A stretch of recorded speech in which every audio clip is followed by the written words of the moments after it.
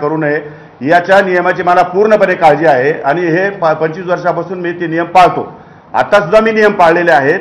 फक्त त्याच्या तेवढ्या 10-12 सेकंदासाठी जो स्किप होऊ शकला नाही तेवढा एकापुरता एक विषय आहे आणि तो विषय अनावश्यक या ठिकाणी मीडियाच्या किंवा दुसऱ्या लोकांनी या ठिकाणी लावून धरलेला आहे.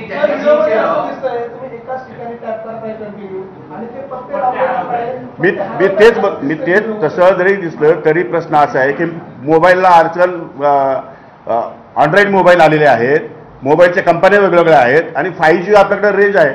5G म्हटलं कुठे टच झाला काही तुम्ही डाउनलोड करायला का दुसरीकडे टच झालं तर भलतंच काहीतरी येऊन जातं टीव्हीवर, भलतंच काहीतरी मोबाईलला येऊन जातं. त्यामुळे आता ते स्किप करायला वेळ जातो ना तेवढा, तर स्किप करेपर्यंत मोबाईलचा इन्स्ट्रुमेंट माहिती नसल्यामुळे स्किप करेपर्यंत मला 10-15 सेकंदाचा वेळ गेला असेल. एवढंच फक्त, बाकी त्यात काय.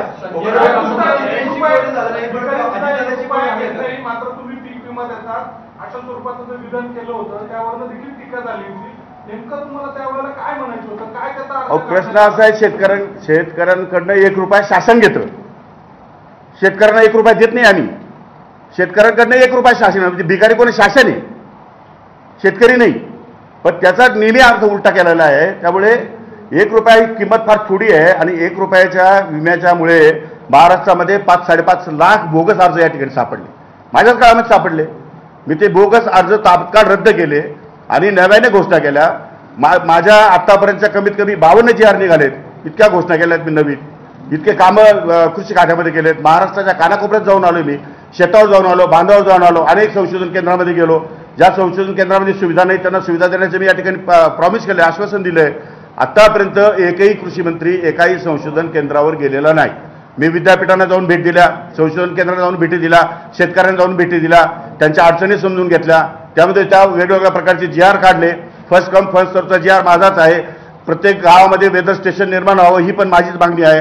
म्हणजे या गोष्टीमध्ये ज्या ज्या अडचणी शेतकऱ्यांच्या आहेत त्या अडचणी दूर करण्यासंदर्भात आपल्याला काय काय करता येईल आणि त्या संदर्भातली फीडबॅक जो आहे तो शेतकऱ्यांकडून कसा मिळेल यासाठी माझे प्रयत्न सुरू आहे. गेल्या 6 महिन्यामध्ये प्रचंड मोठा बदल या कृषी विभागामध्ये आपल्याला बघायला मिळेल.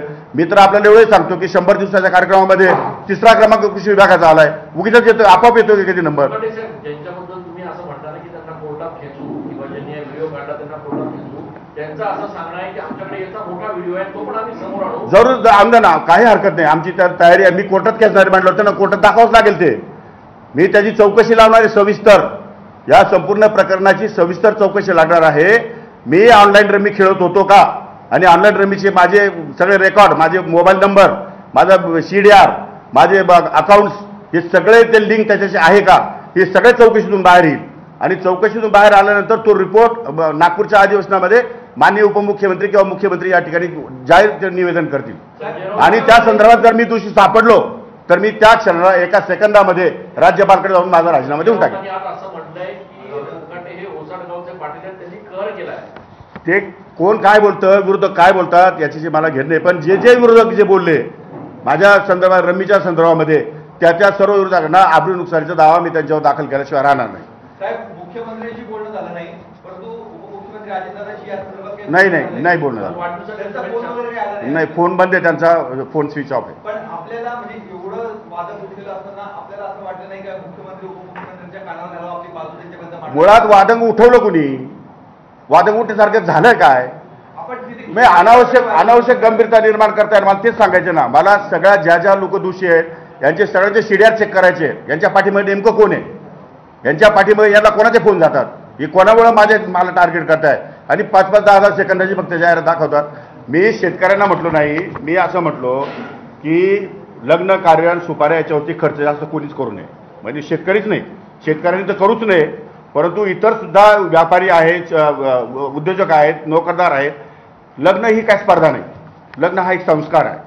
त्यामुळे संस्काराच्या पद्धतीने करावं आणि तो मला अधिकार आहे. कारण मी लग्न माझं स्वतःचं मंदिरामध्ये केलेलं आहे. मी माझ्या लग्नावर खर्च केलेला नाही. माझ्या मुलीचं लग्न सुद्धा मी 200 लोकांमध्ये केलेलं आहे. त्यामुळे मला नैतिक अधिकार आहे बोलण्याचा. कुणी बोलावं, ज्याला नैतिक अधिकार आहे तोच बोलू शकतो ना. मी काय राजकीय पुढाऱ्यांसारखे लग्न केलेले नाही आहेत. मी साध्या मंदिरात जाऊन लग्न केलंय माझं.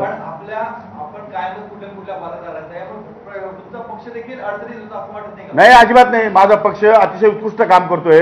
माझे पक्षाचे नेते नाही नाही, अडचण येईल का? मी जर तुम्ही मीडिया जर चुकीच्या पद्धतीने दाखवत असाल तर मग पक्षाला अडचण येईल, लोकांमध्ये गैरसमज निर्माण होतो.